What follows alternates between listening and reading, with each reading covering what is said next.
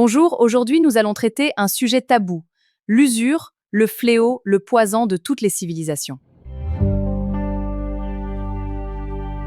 Une nation ne s'appauvrit pas seulement par la guerre ou par le manque de ressources.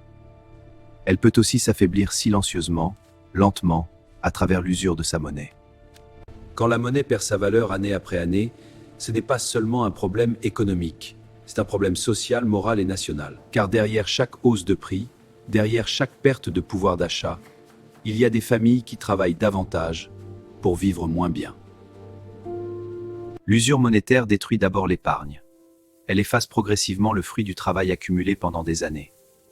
Celui qui économise honnêtement découvre que ses efforts valent de moins en moins. Pendant ce temps, ceux qui vivent du crédit, de la spéculation ou de l'endettement massif peuvent parfois s'enrichir plus vite que ceux qui produisent réellement.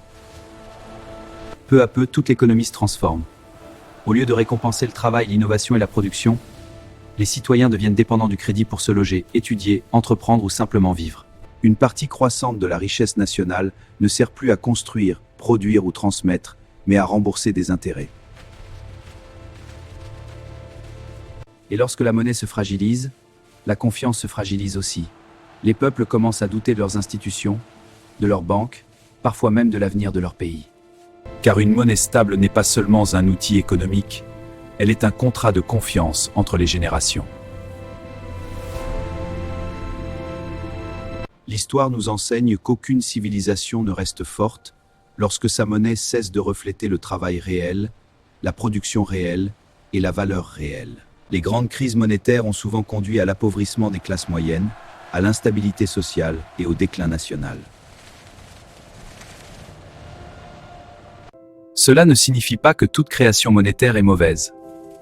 Une économie a besoin de financement, d'investissement et de circulation monétaire.